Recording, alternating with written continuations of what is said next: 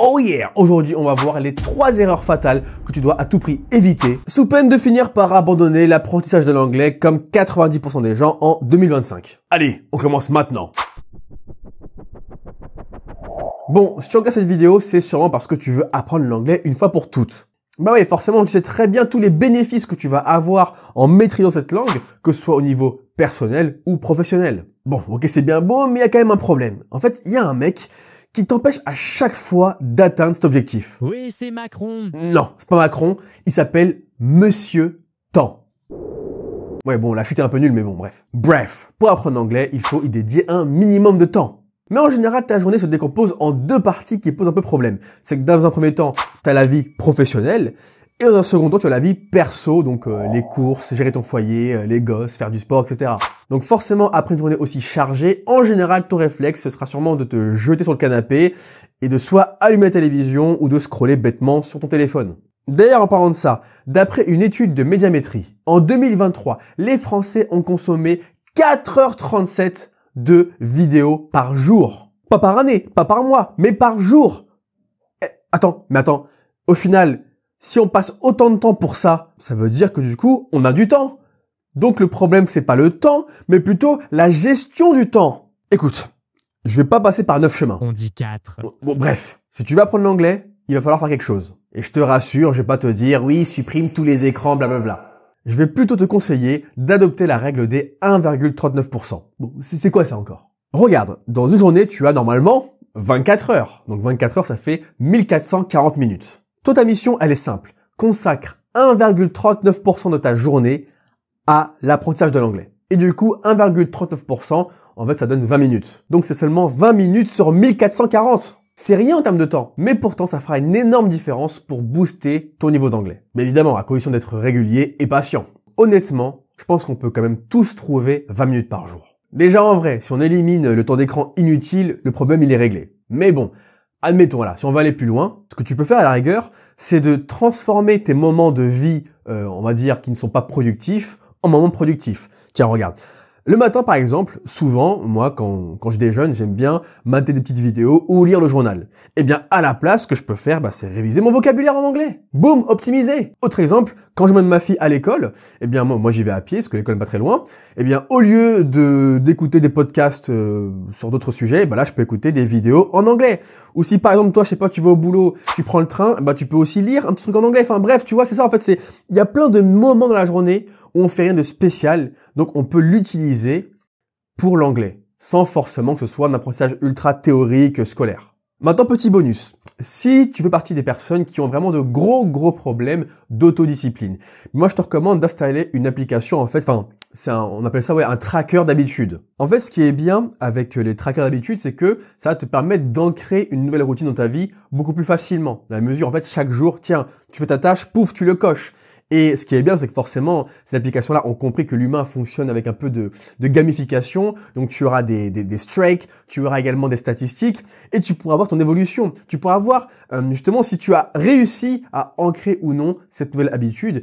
Et en général, si tu vois que voilà, tu as été plutôt régulière, eh bien, tu n'auras pas envie de bousiller tes stats dans l'application. Donc, ça va te vraiment, en fait, c'est un peu la carotte pour te pousser à chaque jour faire cette habitude jusqu'à ce qu'elle devienne naturelle. Ok, maintenant on passe à l'erreur numéro 2. Franchement, beaucoup trop d'adultes croient qu'ils sont nuls en anglais. Attends, je viens de dire croivent le de croix là? Oui, mec. Oh punaise, oh la honte. Vas-y, c'est quoi? C'est bon, coupe la vidéo. Tu coupes la vidéo, je m'en fous. Va sur YouTube, tu supprimes ma chaîne. C'est bon, j'arrive même pas à parler ma propre langue. C'est la honte là. Bon, tu vois cet exemple, c'est un peu absurde, mais pourtant, c'est ce que beaucoup de personnes font en anglais. Ces personnes-là, et c'est peut-être ton cas, pratiquent ce que j'appelle le perfectionnisme toxique. D'accord? Donc, avec ces personnes, justement, l'erreur est interdite. Et forcément, dans l'apprentissage de l'anglais, elle voit toujours le verre à moitié vide. Malheureusement, cette approche a un effet très pervers. Parce que oui, à force de toujours te concentrer sur tes faiblesses, de ne jamais célébrer la moindre victoire, eh bien tu vas te convaincre que tu es vraiment nul en anglais et tu n'oseras plus parler. Mais le problème, c'est que justement, pour réussir à parler anglais, il faut obligatoirement pratiquer. Et c'est à ce moment précis que tu vas tomber dans le cercle vicieux. Et bah oui, parce que moins tu pratiques, plus tu auras tendance à oublier ce que tu as appris. Donc, le jour où tu oseras parler un minimum anglais, eh bien, tu feras autant d'erreurs qu'avant, si ce n'est plus. Et ça va encore plus te conforter dans l'idée que tu es nul en anglais et qu'il faut arrêter de parler. Bon, honnêtement, moi, je pense qu'il faut vraiment dédramatiser l'erreur. Parce qu'au final, sans erreur, il n'y a pas de possibilité de s'améliorer. Donc, mon petit conseil, pète un coup. Détends-toi, ça va bien se passer. Alors oui, pas te mentir, tu vas forcément te tromper, tu vas avoir peut-être des moments de gêne parce que tu vas peut-être bugger des fois à l'oral ou mal prononcer un mot, mais on passe tous par là.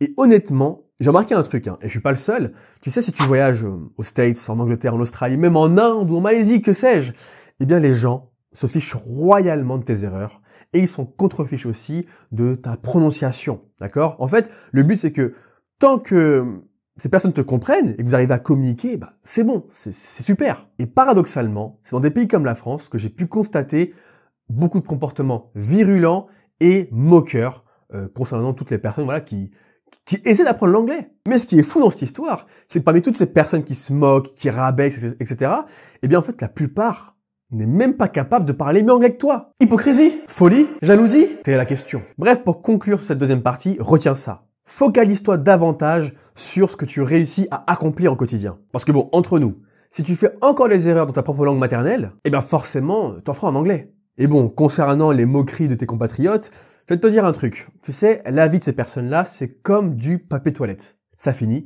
à la cuvette. Mais c'est quand même pas très écolo ça, non? Bref, troisième et dernière erreur. Bon. Vu que c'est la nouvelle année, tu as forcément mis dans ta liste de résolutions apprendre l'anglais. Donc forcément, je pense que t'es motivé, t'es à fond, tu te dis ok, je vais tout déchirer. Et là, je pense que peut-être tu vas commencer à télécharger plein d'applications, acheter des livres en anglais, mater plein de vidéos YouTube sur le sujet. Mais au final, c'est pas pour casser l'ambiance. Je pense que tu as de grandes chances de finir par abandonner et de faire aucun progrès si tu fais ça. Pourquoi? Eh bien parce que tu fais un peu de tout, tu pioches ici et là, mais tu ne fais rien en profondeur en fait. Et surtout, tu n'as pas de programme, de routine clairement établie. Également, point très important, quand tu choisis une méthode, assure-toi bien qu'elle corresponde à ton profil et à ce que tu cherches. D'ailleurs, tiens, exemple très concret sur moi. Là, tu vois, actuellement, je suis au Maroc. Donc, je vis au Maroc, c'est le pays de ma femme. Et du coup, j'apprends le Darija marocain, d'accord, qui est la langue que les gens parlent au quotidien. Et moi, il faut savoir une chose. Ok, je vais apprendre le Darija marocain, mais j'ai pas beaucoup de temps. Je déteste qu'on me mette la pression. Tout ce qui est devoir, contrôle régulier, il faut même pas m'en parler. Et aussi, je veux avoir toute l'attention sur moi. Donc forcément, au vu de mon profil et de ce que je cherche, eh bien, ça sert à rien que je m'inscrive dans une école de langue. Ce serait un cauchemar pour moi. Du coup, qu'est-ce que j'ai fait? Eh bien, j'ai acheté une formation complète en ligne. Donc là, je peux avoir du coup le vocabulaire, la grammaire utile pour communiquer avec les locaux. Et pour la partie pratique, eh bien, j'ai trouvé un partenaire linguistique. Donc du coup, en fait, chaque semaine, on s'appelle sur Google Meet et on converse sur différents sujets. Ce qui veut dire que d'un côté, avec ma formation en ligne, eh bien, j'apprends à mon rythme, quand j'ai envie.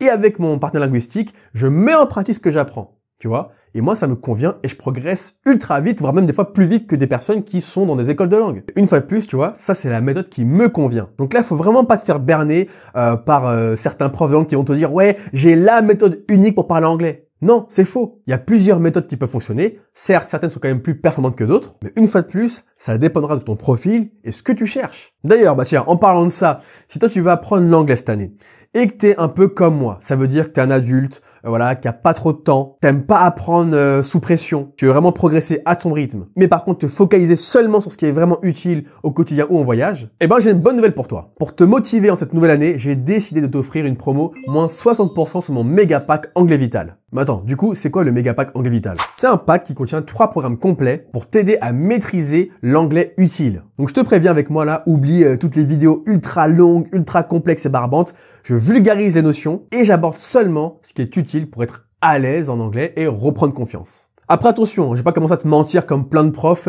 Oui, deviens bilingue en 3 mois avec mon programme d'anglais. Non, moi je suis pas dans ça. Par contre, ce que je te garantis, c'est que j'ai vraiment bossé dur pour te mettre à disposition les meilleures ressources pour t'aider à atteindre plus rapidement ton objectif. En gros, si tu veux, c'est un peu comme si je te passe ma Ferrari, les clés, les modes d'emploi, mais au final, c'est quand même à toi de conduire pour arriver à destination. Maintenant, point super important, il faut vraiment que tu saches que ce méga pack Anglais Vital, il est seulement destiné aux adultes qui sont débutants ou semi-débutants, donc si tu as un niveau A0, A1, A2. Forcément, je m'adresse aux personnes qui souhaitent apprendre l'anglais depuis chez eux à leur rythme. Donc voilà, dans tous les cas, tu sais quoi? Si tu veux en savoir plus, ou en tout cas si tu veux profiter de la promo avant qu'elle n'expire, eh bien tu cliques sur le lien que j'ai mis en description et ou en commentaire épinglé, bref, tu verras. Et écoute, moi j'y vais et je te dis see you later.